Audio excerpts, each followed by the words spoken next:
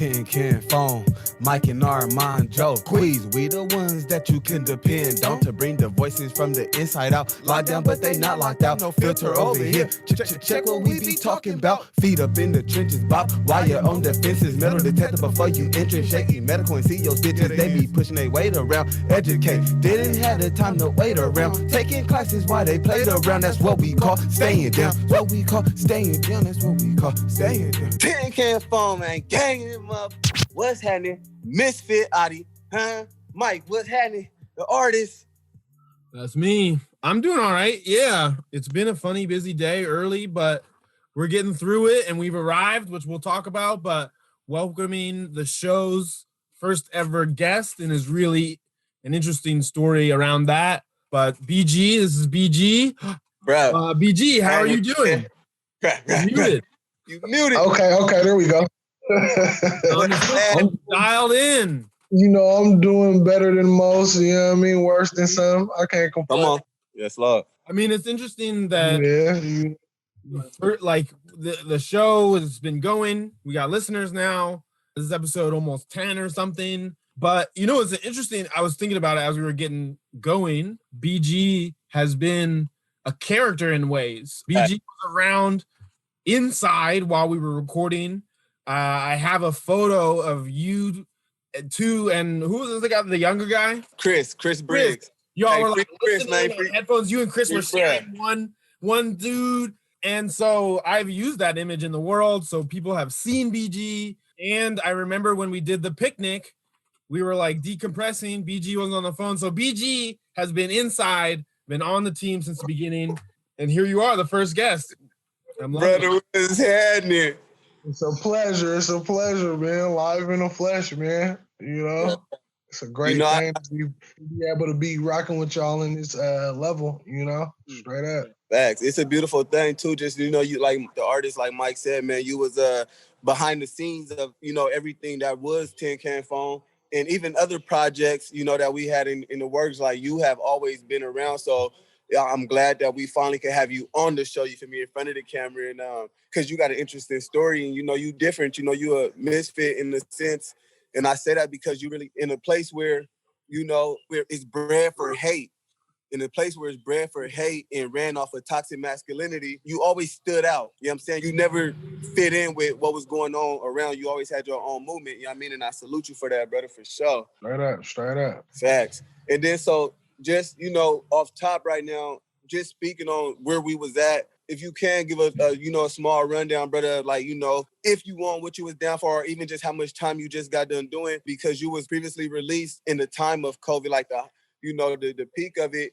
And, you know, I just want you to kind of fill us in a little bit on who you are and, you know, how much time you have had to pay that political debt. Yeah, man, I'm just getting back almost 4. It was like 3.5, a little more, a little less, one of the two. You know what I mean? But, free you. Yeah, straight up. Free me till you see me. Y'all see me right here. Yeah, man, I did that a little time, and with it being when we hit that COVID period, like, you know, you and I used to be in our labs. We used to, you know, be in our little spots where we could converse, where other cats weren't much. We was doing our thing. You feel me? Facts. We had a little space. Yeah, we definitely had a little space and cool little communities that we were able to rock with, be able to take us up out of there. You feel me? The crazy thing is when the COVID did hit, when I ended up going out to ELCI, the way that things were ran, or the lack of consideration of human health, you know, it was a wild thing. ELCI being Eastern Oregon. Eastern Oregon Correctional Institution. You were at Columbia River, right? That's where we all met, and then they moved you there. How long before you were out? Like 10 months. 10 months. Okay. I did not know that. Now, on top of that, you can speak a little bit about when the governor made her stipulations for people to come home who had done half of their time or medical, or, you know, for the bill that she passed. And I think with that bill, she only released 1% of the prison population. So it was that tight that, you know, you had to fit all these certain criteria. It was made for a certain geographic of people to be able to come home. You fit all those criteria, but yet you was never released. I think the only criteria that I didn't fit was being an elderly cat. You feel me? Like, everything else, I done had a collapsed lung, so that's health compromise right there type. It attacks the. Yeah, I mean, did majority of that time. You feel me? I ended up getting the end of the stick when we looked at it, which was crazy. It was a trip because, like I spoke to you yesterday, we had a similar little sit down and whatnot, and it was something where I was baffled because at first I was hopeful. You feel me? I called you on the phone when I was there. I'm like, bro, yeah, they said, Wookie, wop, they about to, I'm finna be home. You feel me? Right. And then, so they kind of forget raining. They definitely pissed on my parade, but it's real. Yeah, I fell under what the criteria. I had a collapsed lung surgery about 10 years back, asthmatic, diabetic. Absolutely. It's like, I know if I fall under, I'm finna come home soon. That's crazy. Quite the opposite. I came home when my date was set for. How was you treated around that time of like coming home your last 6 months with, like with the corona peaking in prisons, and like what was their reaction? How was corona prevention at the institution at Eastern Oregon? How was corona prevention? How did they handle that? You're talking about the prevention on their end of things? Yes, like how did the institution ask to see corona peak and we as a world started to see corona? How was their, I would say, reaction, or what was their answer at the, like, did you have, spray downs and medical and, the cleanliness? Like, what was the institution response to corona? How did y'all get treated? It was minimal when it came to the taking care of the facilities. Like you said, with the spraying, you had a cat running around with one of those pumps with the water and the bleach in it, running and hitting doors and shit like that. They were doing the bare minimum. Was y'all locked down? Did y'all have yard time? Initially, we did. We had yard. It was ran the same. Chow, it was ran the same. And then when things started to change, like yard was really scarce. You get yard anywhere from, you go 3 to 5 days without getting yard sometimes. Crazy. The chow, being able to go to the chow hall, that was a trip because at first what they were trying to figure things out as they went, because this is new to everybody. So they had initially cats were, the COs had workers, they escorting workers around, pushing a cart full of trays with the chow to people's units. And then they changed from doing things that way, and they were bringing cats into the chow hall to pick up their trays, going right back to their units and whatnot. And if you happen to be a unit where they had somebody who tested positive, your unit is quarantined. With your unit being quarantined, they have people that work in the kitchen they're coming from the similar unit, a unit where the people that are working in the kitchen would be somebody, say, if my unit's quarantined, there's somebody from my unit working down in the kitchen, which didn't really make any sense to me. Like, you're putting people that are potentially, because you could be asymptomatic, so you're putting people that are potentially sick down here having them serve folks, so it was an odd experience. It was baffling. Like, how big are the units? When I was over on the east side, the units, the dorms over there, it was about 80 some odd cats so we would be confined to the unit. Like I said, we didn't get to have yard as frequent as we used. So you got guys just in the unit stuck. It's big. We talked about talked about routine and how when you're incarcerated, the one thing you live off of is your routine. People literally were in solitary confinement if something was threatening their routine. You know what I'm saying? Like, that word means so much to people in there. So for people who work out, people who, like you said, how we used to go to the yard and walk laps, and you feel me? That was the time that we used to digress with each other, you feel me? And really just confine and figure it out. But without that yard, with us being on different units, you feel me? It was no contact. And that became like a daily thing. You know what I'm saying? So like, it's big when you think about cutting off somebody's routine at the blink of an eye. Just lock the unit down. Like that. Yeah, like you just said, we got our routine cut off. Like you said, you was in a whole different unit. Let you have been there when it transpired, we wouldn't have been rocking. Like I was telling you about brother Chase. Chase was in a whole different building. I was in D or F or something. I was in F building. That was the only time that I really got to rock with bro. You know, Yeah. you know. So like the same way that we was rocking, like, oh, have Chase come out here if he wasn't. The same way with Queaz, but all that got cut. You know, not able to do that any longer. It throws a wrench in the whole operation of something that you become used to. You know, Right. like you said, you get a going, you become used to being able to fraternize with your brothers, people that you build this brotherhood with and forge these bonds with. And it's like, I'll holler at you when I can. You know? Yeah, really. Yeah, it's a trip. So I'm just waiting for Cass. I'm still waiting for Cass to come home because I ain't got to talk to him like I talked to him on the yard. Right. You know? It's wild. And that was something I was going to ask you because I know from one of our other kind of recurring characters, Brother Ben, was saying that when he got moved out of the pen to CRCI, even though it was from whatever, a Mead Max to minimum, it was kind of like ripping his heart out because he knew all the dudes there and they had developed this kind of community family situation. But like when they moved him away from there against his own ability to choose, it really destabilized all that network. So you're saying you pretty much got moved out there during COVID, the COVID pandemic. How was the shift for you from CRCI to EOCI? It was, I was just talking to my lady friend about this because me and her, we actually had a relationship when I was at CRCI, and then going out to EO, it kind of, me being at a minimum initially, it was a lot more easygoing, a lot more laxed. And then we go into that medium max, it's kind of like, oh, well, they playing a different ball game over here. Right. Yeah, it's more politics over here, so let me kind of nut up. I gotta be. Yeah. That goes to the CO's crew though.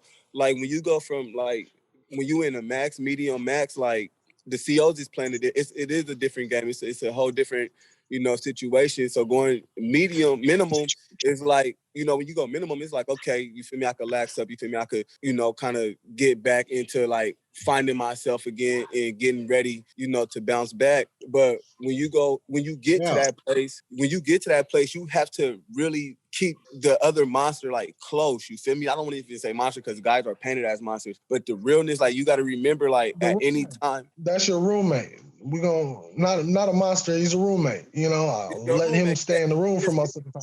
He holding space for you. Yeah. You got to not let it get too far away though and get too lax though, because at any time you can end up back at a medium max. And then it's like you don't got no time to transition or get your brain. Like it's like, nigga, as soon as you hit that yard, it's like, you gotta, So like it's kind of different, like going from a medium to a max, like especially if you've never been max before.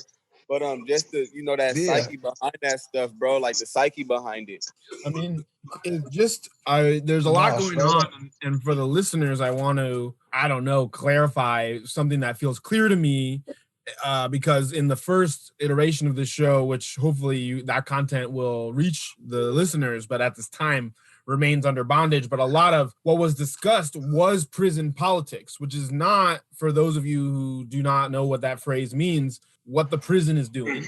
While it is related, prison politics is much more this, I don't know if it's written anywhere, and therefore mostly unwritten, mostly a kind of like oral history that when people talk about it, they refer to the origins of it from who knows back when. That now, if you come in, especially if you don't know what's going on, this is the universe of governance that you live under, and it changes and is life-threatening at a minimum. Maybe it's almost can be worse than life-threatening, the way that I understand it. And so, yeah, for those of you who are trying to follow, essentially BG was in a minimum security institution, and then for the last 10 months, of which apparently could have been forgiven, was moved to a medium maximum facility and was braving both COVID and now threat from every direction. Is that an accurate account of what we're talking about?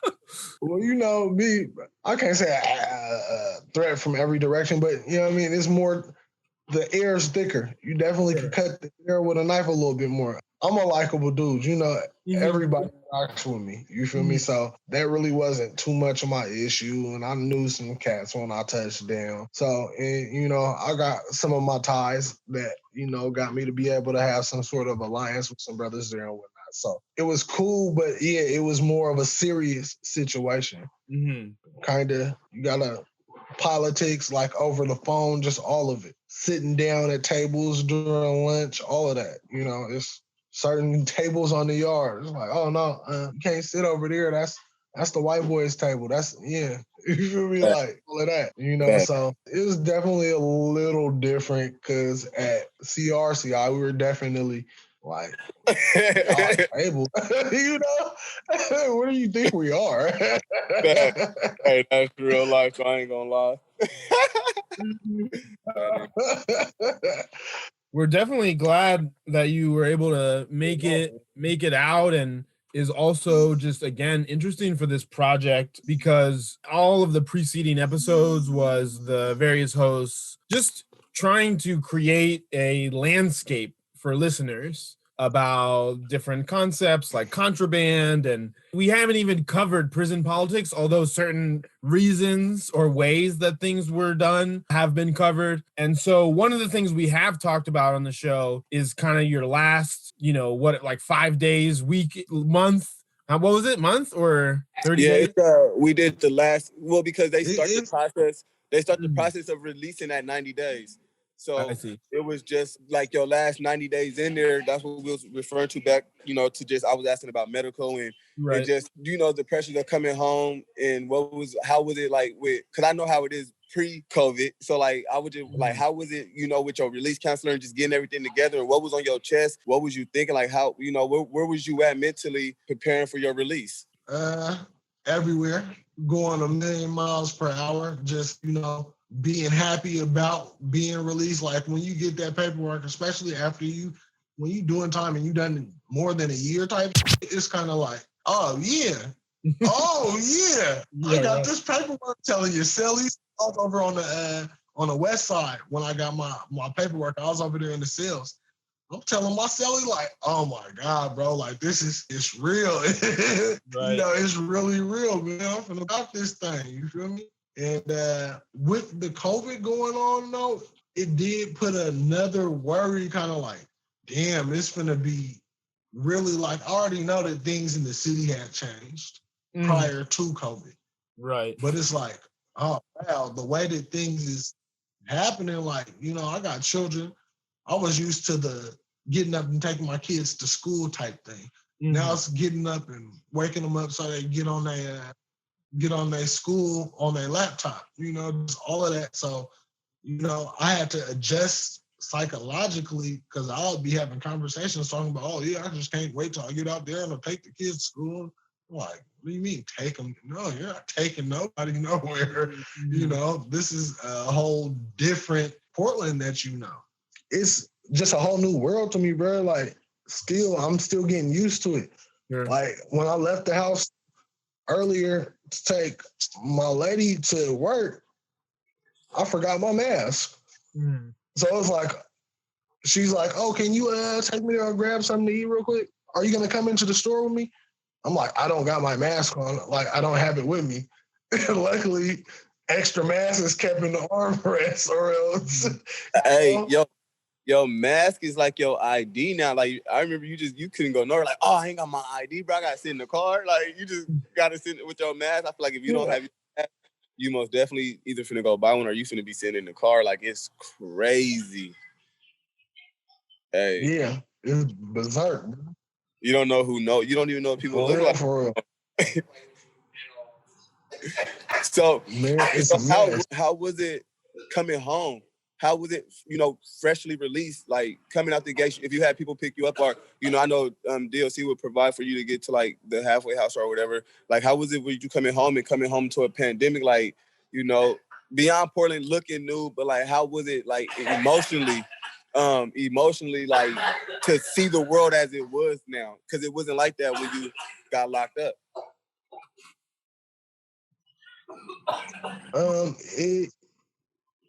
it's low key kind of like scary, bro. Like, you know, you're not, I don't know what's up with you. It's like, to break it down in a simple way, it's like everybody has the potential to get AIDS.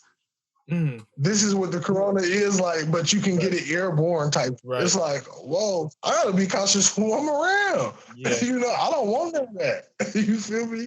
So like, yeah, it's a trip. And even still, like my mom stresses about it. She's like, you know, Greg, you need to make sure that you're not around certain people or don't be around too many people because I don't want you, you know? So it's a constant. I would say that I've become more lax, but my mother, you know, people gonna still be constantly worrying about you, knowing that you, because I gotta find work out here, so I'm ripping and running. I'm still trying to figure things out, you know, as far as getting my footing in order. So she's like, you know, your family does fear for you, you know, like my fear has become a little more laxed as far as contracting the COVID, but yeah, it's a trip. You know, my people worry. And, you know, that's what I was doing when I was in prison, though. Right. Like, I'll be out here, like, y'all need to, I don't know if y'all taking this shit serious. Y'all need to be looking at CNN and look at all these numbers. You know, it's like, now I can see the worry that other people that I had being placed on me now that I'm out here, too. Right. You know? You brought up some really interesting things. And I was going to ask about, like trying to find work and stuff, but you know, and that happened to me today almost. Like I was moving some stuff in a car. We were going to use 2 cars and we need to rent a truck and we were like both sitting in the truck and you just got to get the job done or whatever. And you be careful. But like when you're in a situation like you're in, it's like you don't have any resources. You have to like get new resources. And so you're kind of like thrust a little bit closer to the flame. But as you were saying, it's like almost like the AIDS epidemic, but you can get it through the air. And like that also kind of brings into question, like, you know, ethics between people. Like some people are like need to work in a way, but how can you like protect the people you care about? So, yeah, I mean, it's just and I guess in a episode prior, we were talking about how Queaz was on a work job site. And that job site, the guy was just whatever. And then, you know, ended up actually getting sick and then bringing it home to his family. You know, it's like those are the situations. And so, and when we were recording that episode, I made this comment. And for listeners, this is our first episode. I meant to do it on the beginning. This media blackout. We got all black guys on here. But, you know, and it's interesting, like income level, like we're all close. You know what I'm saying? And just statistically, we are gonna get it and die. You know what I mean? And so, or, you know, like the chances of getting it and then getting it and having complications are extremely high. And I still consider myself quite privileged and also like have the ability to like distance myself from the necessity of putting myself into a dangerous situation. But, you know, you're like trying to figure it out, just getting started, getting adjusted to the world, and you still need to like get something from it. Like you don't have like a stockpile of resources that you can just chill and wait till it comes. You know, I also saw Africa's not getting the vaccine till 2024. What the Yeah, it's an odd time. It's an odd and tough time, you know, because it has folks scrambling to be able to make sure that they can make ends meet, trying to pay their, you know. I'm looking at it. I'm on the sideline of, you know, the rent and whatnot, but I'm looking at it like, damn, like folks is really trying to figure it out. They struggling right now, and it's crazy. But then you got to also think about like when they started doing the unemployment, right? Yeah. They knew COVID was knocking people jobs out. But then, like, you know, I didn't even qualify for it for some reason, just, you know, maybe being a second-class citizen. But, like, I didn't really apply. You feel me? So, but I watched and I talked to people, like, and people really was just like, this is how they get us as a culture with being stuck with being fed by master, right? People literally was like, I got an opportunity to be at this job or the job I was working at, but I'm getting more on unemployment, so I'm going to just stay here. You feel me? Yeah. But a lot of people, again, like in our culture, what we don't do is educate on what we're signing up for. So like if you would have signed that or you would have knew that, you know, you due to the information you gave them, you only was going to get a certain amount for a certain amount of time and then it runs out, right? So I seen people not saving and really not, just having the money and blowing it because you had a mindset that master got me, like it's not gonna stop. Like they're just coming every week, 700, like it's coming, and you blowing through it. But really what you're doing is giving it right back. So what that was, and this might just be me, but what that was a time for us to collect the money that we could get for being out of work. Because I'd rather work because that's going to be consistent money than this money that's going to be fast money. But, we kind of learned that in a different generation. Mm-hmm. But for us as a people, I was trying to tell some of my brothers, like, look, y'all getting this money, bruh. It's coming in. Stack it. Let's look at foreclosed buildings. Let's look at foreclosed spots that's getting foreclosed. This is a time where all of us, or at least, the people involved, is going to have the money. Because other than that, you're going to blow it on J's and you're going to blow it on cars and, the things that your heart desire, you feel me? But not that you really need. These are humanly wants. So I really just watch both sides where I see people like, bruh, unemployment, I'm finna get a job, finna get my job back. But then I also had close friends who was like, bruh, it's coming. I'm finna just get this unemployment for a minute, bruh, and I just get a job whenever. You feel me? Like, so again, it's the system. Like, they knew, give them the money, and it's gonna solve the working problem while we get everything else in order. You know what I'm saying? Because it's crazy to me, just the mindset of our people, and I'm speaking on our culture and our people because I can't let them slide with, like, oh, it's sad us. They gave us unemployment and took advantage of it. My bad. I don't, and we took advantage of it. You feel me? And instead of getting back to work and making sure we were securing the bag, like, it's crazy. We got it from them and then we gave it right back to them with the Gucci's, the Louis, the cars. We got it and gave it right back to them with nothing to fall back on is what I call a fallback. Yeah, and you know what I was just talking to you about yesterday, we don't know how to spend money within the community and let it circulate. Mm-hmm. Absolutely. What is it? Your clothing line represents that, right? Yeah. Ebony Economic Renaissance.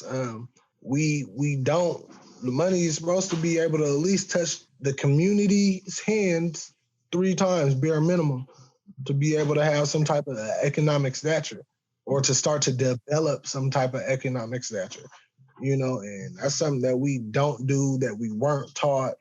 Like, my father was a Black business owner, but he wasn't always going and spending his dollar with other Black business owners. That's not something that we were taught. I think the generation prior to us, they low-key fumbled. They dropped the ball because the generation prior to them, our parents, they are part of the folks that came up here from the South, like, oh, there's better jobs up here. They came up here buying property. Like, we had things in that generation, that time period. But currently, people are more, like you said, they have these wants. They're trying to keep up with the Joneses. They see, oh boy, he got that Audi A6. It's like, oh yeah, I'm about to flip a Benz. It's kind of like you're trying to keep up with the Joneses versus. It ultimately starts with self-hate. It ultimately starts with, we have a habit of hating the ones that look like us, and I was thinking, like, I remember when it used to be funky, right? But if somebody was dressed like a square, instantly they got a pass. Like, we seen a sweater or a cardigan, oh yeah, they got a pass. We would find somebody who got dreadlocks swinging, who got fitted caps on, who's sagging their pants. I'm ultimately looking for myself. You know what I'm saying? I'm ultimately looking for it's self-hate. So you say we wasn't taught that, which is true, but also this is where we have to start to unlearn the things that we was taught, because we're captured, we're trapped by the things that we were taught, because a lot of us use it as an excuse now. Oh, this is just who I am. But this is just who you are, bro, because you have a chance to grow. This is who you're choosing to be. I was just about to say, it's who you want to be. You know what I mean? Because you're making a sound decision to make the same old choices over and over again. Because growth only happens outside of your comfortability. Yeah, you gotta be able to jump and take that leap of faith, knowing that there's a possibility that you can do better. A lot of cats be like, oh, well, I know that I'm cool this way. I've been cool this way all this time. Ain't changing shit. For what? Yeah. Ultimately, it's fear. Mm-hmm. It's like babies. Kids, really babies and small toddlers, they like to watch the same thing. You can literally, when it's like, oh, this is their thing now, their thing is like for all day, back to back, it doesn't stop. So with us, we fall into that same pattern to where even if it end up in jail, even if it end up like whatever the outcome is going to be, we have been there so many times that we literally consciously choose that. You know what I'm saying? Instead of getting courage and just saying, you know what? I'm going to take this step and see because I know what this going to get me. We're comfortable with that. Like jail becomes comfortable, prison becomes comfortable. I do that. You feel me? And I foolishly at one time stated that when I'm free, that's when I'm on a break. When I'm in jail, that's when I'm at home. You know what I'm saying? I felt like I grew up I'm a child of the system, and I claim that because in so many ways I have been affected by the system from foster care all the way to prison. Like I've rode that train, right?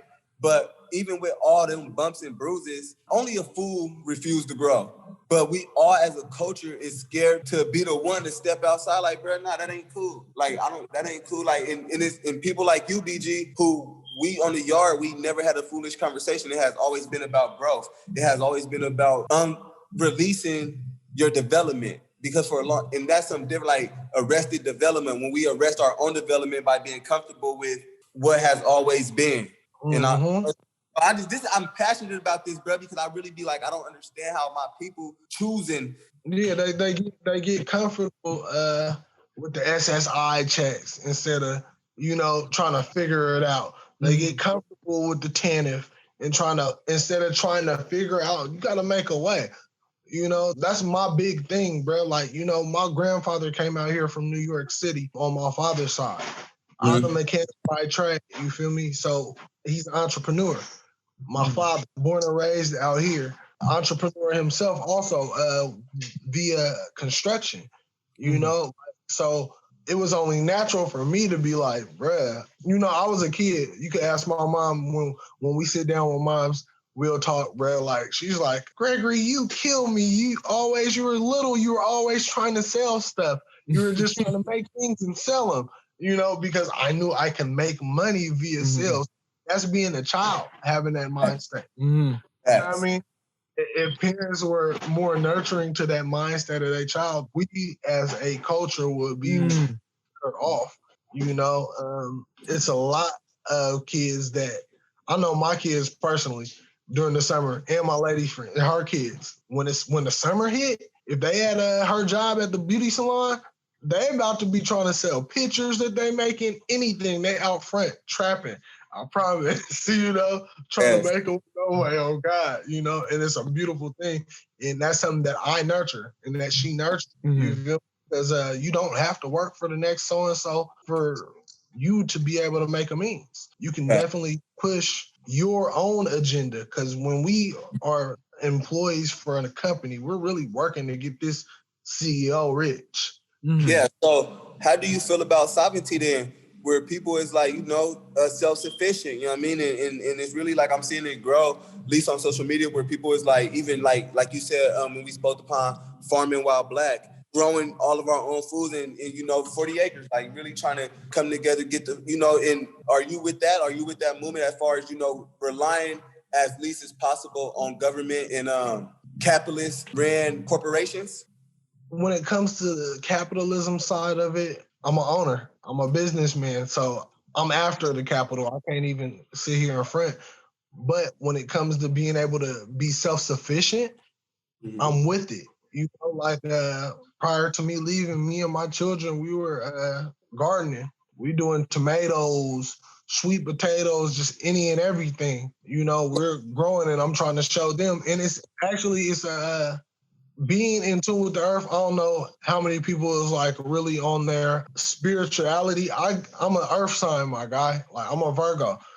Yeah. Just discussing about, remember my little cousin Keith, I was just talking to him. I'm like, yeah, bro, I've been kind of going through it. I'll be like, bro, why don't you holler at me? We could have went on a hike, you know what I mean? Holler at me.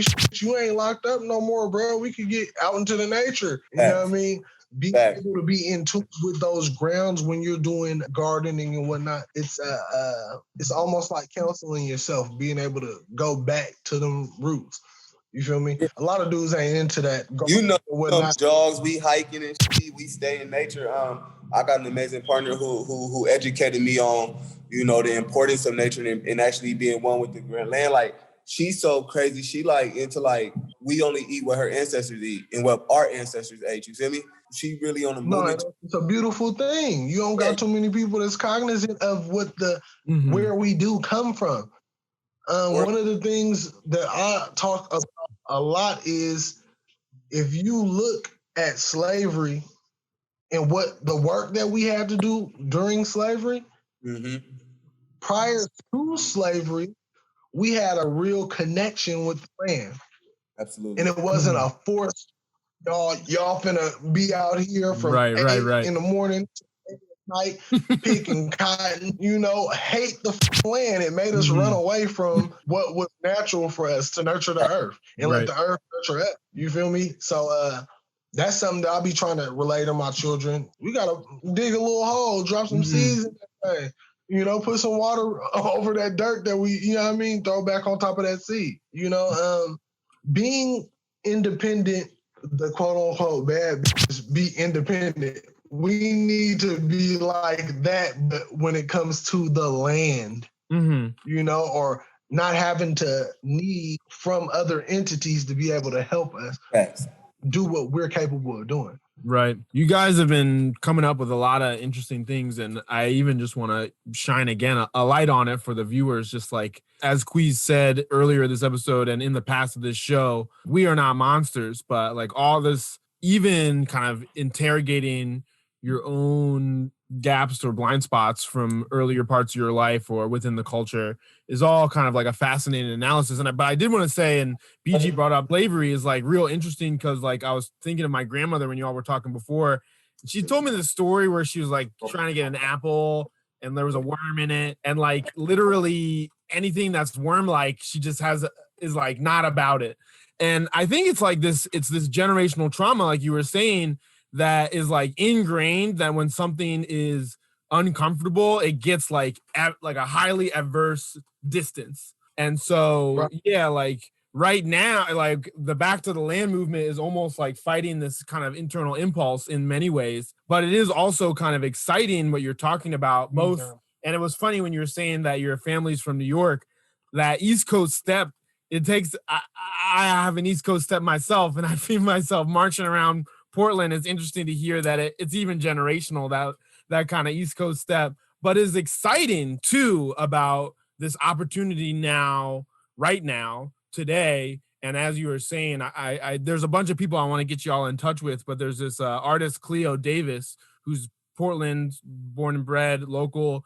And he's like, man, we need our Afro communities back. You know what I mean? Like not only for sustainability, but also for raising the youth and for like keeping it in the family, bringing back kind of this like historical perspective. And ultimately, as you're saying, bringing it back to the land, because that was taken, that relationship was taken, just like it is prominently in an indigenous context, but in the quote unquote American context, specifically Black cultural, a relationship to land is kind of like fraught or distance from. So all of those are like really interesting kind of comments and conclusions y'all are making.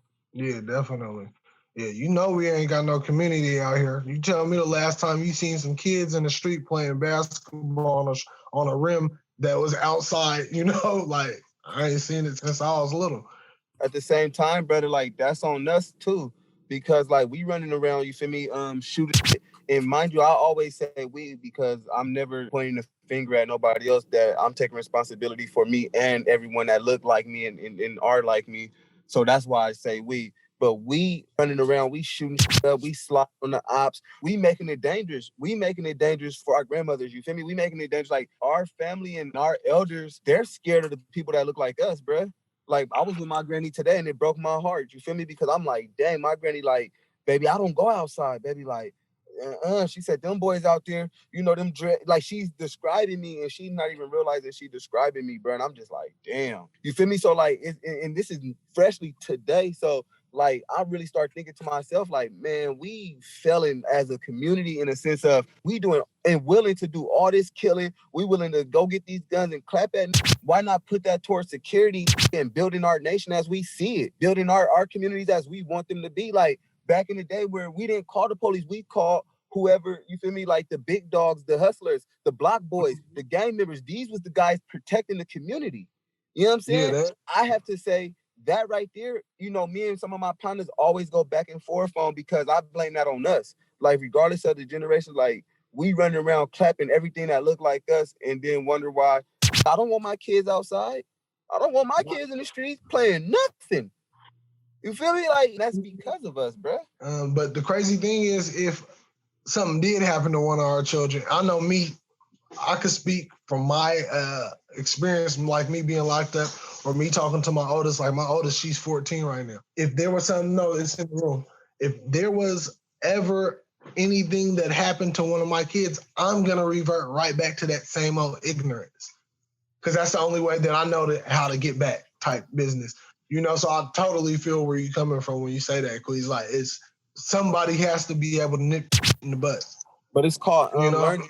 Yes, that's exactly what I was going to say. I mean, everything that we're talking about is this process. And I think this is a part of the process. Like, people, and I love the way that Queaz talks about it, is like really bringing your experience to the audience. But anyone who's listening that is identifying with you, it's like, okay, this is what we're trying to do, or what we might want to be trying to do. But yeah, I think unlearning is a factor. And this is even almost maybe my last guiding component is, and this conversation has been like really beautiful, the rainbow swath that it is.